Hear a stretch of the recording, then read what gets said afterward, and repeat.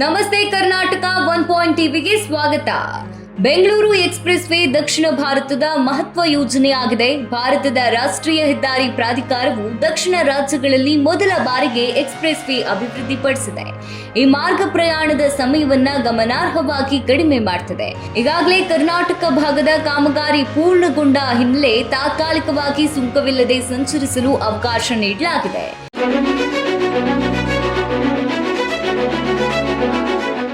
Bengaluru Chennai express ದಕ್ಷಿಣ ಭಾರತದ 3 ರಾಜ್ಯಗಳಲ್ಲಿ ಸಂಚಾರವನ್ನು ಹೊಂದಿದೆ. ಕರ್ನಾಟಕ, ತಮಿಳುನಾಡು, ಆಂಧ್ರಪ್ರದೇಶವನ್ನ ಇದು ಸಂಪರ್ಕಿಸುತ್ತೆ. ಈ ಮಾರ್ಗವು ಪ್ರಮುಖವಾಗಿ ಹೊಸಕೋಟೆ, ಮಾಲೂರು, ವಿಕೋಟ, ಪಲಮನೇರ್, ಗುಡಿಯಾತಂ, ಅರಕೋಣಂ ಮತ್ತು ಶ್ರೀಪೆರಂಬಂದೂರ್ನಂತಹ ನಗರಗಳಲ್ಲಿ ಹಾದು ಹೋಗುತ್ತದೆ.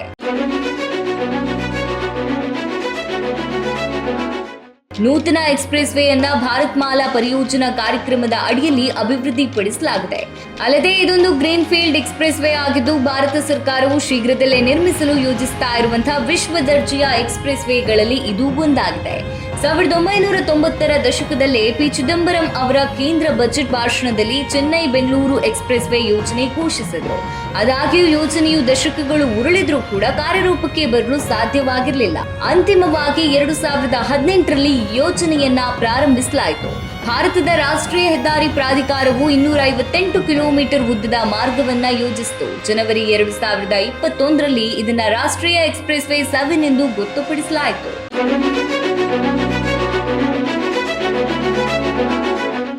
ಈ ಹೆದ್ದಾರಿ ಒಟ್ಟು 258 ಕಿಲೋಮೀಟರ್ ಉದ್ದ ಹಾಗೂ 4 ಲೇನ್ ಅಗಲ ಒಳಗೊಂಡಿದ್ದು, ಇದು ಚತುಷ್ಪಥದ ಎಕ್ಸ್‌ಪ್ರೆಸ್ ವೇ ಆಗಿದೆ.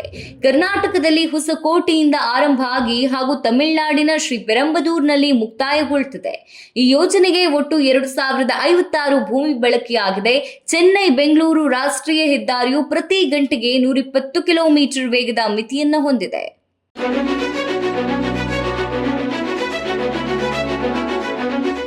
ಇದನ್ನ ಅಭಿವೃದ್ಧಿಪಡಿಸಲು ಸುಮಾರು 18,000 ಕೋಟಿ ವೆಚ್ಚ ಹಾಕಲಾಗಿದ್ದು, ಇದರಲ್ಲಿ 5,700 ಕೋಟಿ ರೂಪಾಯಿಗಳನ್ನ ಎಕ್ಸ್‌ಪ್ರೆಸ್ ವೇ ನಿರ್ಮಾಣಕ್ಕೆ ಬಳಸಿಕೊಂಡ ನಿರೀಕ್ಷೆ ಇದೆ. ಉಳಿದ ಮೊತ್ತವನ್ನ ಭೂಸ್ವಾಧೀನ, ಟೋಲ್ ಗೇಟ್, ಯಾಂತ್ರಿಕ ವ್ಯವಸ್ಥೆ, ಯೋಜನಾ ಆಡಳಿತ ಇತ್ಯಾದಿಗಳಿಗೆ ಬಳಸಲಾಗುವುದು. ಇದರ ಕಾಮಗಾರಿಯನ್ನ 10 ಪ್ಯಾಕೇಜ್ಗಳೊಂದಿಗೆ 3 ಹಂತಗಳಾಗಿ ವಿಂಗಡಿಸಲಾಗಿದ್ದು, 6 ನಿರ್ಮಾಣ ಕಂಪನಿಗಳು ಇದನ್ನ ನಿರ್ಮಿಸಿದೆ. ಈ ಮಾರ್ಗ ಒಟ್ಟು 3 ಹಂತಗಳ ನಿರ್ಮಾಣ ನೋಡುವುದಾದ್ರೆ, ಮೊದಲನೇ ಹಂತ ಕರ್ನಾಟಕದಲ್ಲಿ ಇದು ಒಟ್ಟು 71 ಕಿಲೋಮೀಟರ್ ದೂರವನ್ನ ಕ್ರಮಿಸುತ್ತದೆ. ಈ ಎಕ್ಸ್‌ಪ್ರೆಸ್ ವೇಯ ವಿಭಾಗ 15 ಪ್ರಮುಖ ಸೇತುವೆಗಳು, 47 ಸಣ್ಣ ಸೇತುವೆಗಳು, 4 ಗ್ರೇಡ್ ಸೆಪರೇಟ್ಗಳು, 63 ಅಂಡರ್ ಪಾಸ್ಗಳು, 15 ಫ್ಲೈ ಓವರ್, 4 ಟೋಲ್ ಪ್ಲಾಜಾಗಳು ಮತ್ತು 1 ಟ್ರಕ್ ಲೇ ಬೈ ಅನ್ನ ಹೊಂದಿದೆ. ಎರಡನೇ ಹಂತ ಆಂಧ್ರಪ್ರದೇಶ ಎಕ್ಸ್‌ಪ್ರೆಸ್ ವೇ ಒಟ್ಟು ದೂರ 85 ಕಿಲೋಮೀಟರ್ಗಳಷ್ಟಿದೆ. ಆಂಧ್ರಪ್ರದೇಶ ವಿಭಾಗಕ್ಕೆ ಸಂಬಂಧಿಸಿದಂತೆ ಕೆಲಸವನ್ನ 3 ಸ್ಟ್ರಿಚ್ಗಳಾಗಿ ಕಾರ್ಯಗತಗೊಳಿಸಲಾಗುತ್ತೆ. ಆದಾಗ್ಯೂ ಈ ಭಾಗದಲ್ಲಿ ಕಾರ್ಯವು ಸಂಪೂರ್ಣಗೊಂಡಿಲ್ಲ. ಇನ್ನೂ ಕೆಲ ತಿಂಗಳುಗಳ ಒಳಗೆ ಕಾಮಗಾರಿ ಪೂರ್ಣಗೊಂಡು ಸಂಚಾರಕ್ಕೆ ಮುಕ್ತವಾಗಲಿದೆ. ತಮಿಳುನಾಡಿನಲ್ಲಿ ಈ ಎಕ್ಸ್‌ಪ್ರೆಸ್ ವೇ ಒಟ್ಟು 106.1 ಕಿಲೋಮೀಟರ್ ದೂರವನ್ನ ಹೊಂದಿದೆ. ಅಲ್ಲದೆ ಈ ವಿಭಾಗವು 3 ವಿಶ್ರಾಂತಿ ಪ್ರದೇಶಗಳು, 2 ಟ್ರಕ್ ಲೇ ಬೈ ಪ್ರದೇಶಗಳು, 34 ಪ್ರಮುಖ ಸೇತುವೆಗಳು, 31 ಸಣ್ಣ ಸೇತುವೆಗಳು, 3 ರೈಲು ಮೇಲ್ವೇತುಗಳು ಮತ್ತು 3 ಇಂಟರ್ಚೇಂಜ್ಗಳನ್ನ ಒಳಗೊಂಡಿದೆ.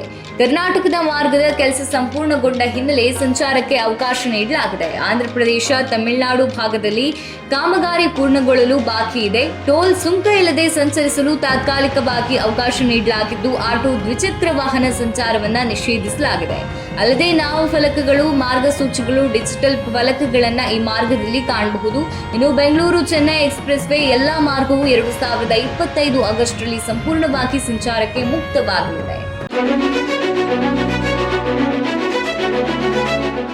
ದಕ್ಷಿಣ ಭಾರತದ ಅತಿದೊಡ್ಡ ಬೆಂಗಳೂರು ಚೆನ್ನೈ ಎಕ್ಸ್‌ಪ್ರೆಸ್ ವೇ ಒಳಗೊಂಡ ಕೆಲವು ವಿಶೇಷ ಅಂಶಗಳೆಂದರೆ, ಈವರೆಗೂ ಬೆಂಗಳೂರು ಚೆನ್ನೈ ನಗರಗಳ ನಡುವೆ 5 ರಿಂದ 6 ಗಂಟೆಗಳ ಪ್ರಯಾಣ ಇತ್ತು. ಆದ್ರೆ ಈಗ 2.25 ಗಂಟೆಗಳಿಗೂ ಕಡಿಮೆ ಅವಧಿಯಲ್ಲಿ ಈ ನಗರಗಳನ್ನ ಸಂಪರ್ಕಿಸಬಹುದಾಗಿದೆ.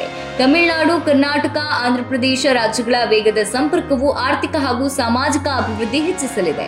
ಇನ್ನು ಹೊಸ ವ್ಯವಹಾರ ವಹಿವಾಟು, ಹೂಡಿಕೆಗಳಿಗೂ ಅವಕಾಶ ದೊರೆಯುತ್ತದೆ. ಅಲ್ಲದೆ ಈ ಎಕ್ಸ್‌ಪ್ರೆಸ್ ವೇ ಅಭಿವೃದ್ಧಿಯು ಕೈಗಾರಿಕೆಗಳಿಗೆ ಉತ್ತೇಜನ ನೀಡುತ್ತದೆ. ಇದರಿಂದ ಆಟೋಮೊಬೈಲ್ ಹಬ್ ಆದ ಹೊಸಕೋಟೆ ಪ್ರದೇಶದಲ್ಲಿ ಹೆಚ್ಚಿನ ಉದ್ಯೋಗ ಅವಕಾಶವನ್ನ ಸೃಷ್ಟಿಯಾಗಲಿದೆ.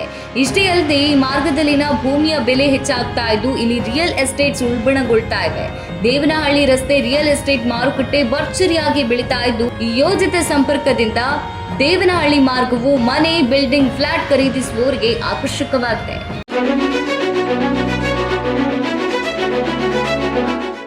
ಇಂತಹ ಅನೇಕ ವೈಶಿಷ್ಟ್ಯಗಳನ್ನು ಒಳಗೊಂಡ ಬೆಂಗಳೂರು ಚೆನ್ನೈ ಎಕ್ಸ್‌ಪ್ರೆಸ್ ವೇ ಈಗಾಗಲೇ ಕರ್ನಾಟಕದ ಭಾಗದಲ್ಲಿ ಸಂಚಾರಕ್ಕೆ ಮುಕ್ತವಾಗಿದ್ರೂ ಈ ವರ್ಷದ ಅಂತಿಮದೊಳಗೆ ಸಂಪೂರ್ಣವಾಗಿ ಸಂಚಾರಕ್ಕೆ ಸಿದ್ಧವಾಗಲಿದೆ. ಭಾರತದ ಈ ಪ್ರಮುಖ ಯೋಜನೆಯು 3 ರಾಜ್ಯಗಳ ನಡುವಿನ ಸಂಚಾರದ ಸಮಯವನ್ನ ಗಮನಾರ್ಹವಾಗಿ ಕಡಿಮೆಯಾಗಿಸುವ ಮೂಲಕ ಉದ್ಯೋಗ ನಗರಿಗಳ ಸಾಮಾಜಿಕ ಆರ್ಥಿಕ ಅಭಿವೃದ್ಧಿಗೆ ಮಹತ್ವದ ಪಾತ್ರವನ್ನು ವಹಿಸುತ್ತದೆ. ಇದಾಗಿತ್ತು ಬೆಂಗಳೂರು ಚೆನ್ನೈ ಎಕ್ಸ್‌ಪ್ರೆಸ್ ವೇ ಕುರಿತ ವಿಶೇಷ ವರದಿ. ಮುಂದಿನ ಸಂಚಿಕೆಯಲ್ಲಿ ಮತ್ತಷ್ಟು ವಿಷಯಗಳೊಂದಿಗೆ ಬರ್ತೇವೆ. ಇದು 1 ಪಾಯಿಂಟ್ ಟಿವಿ.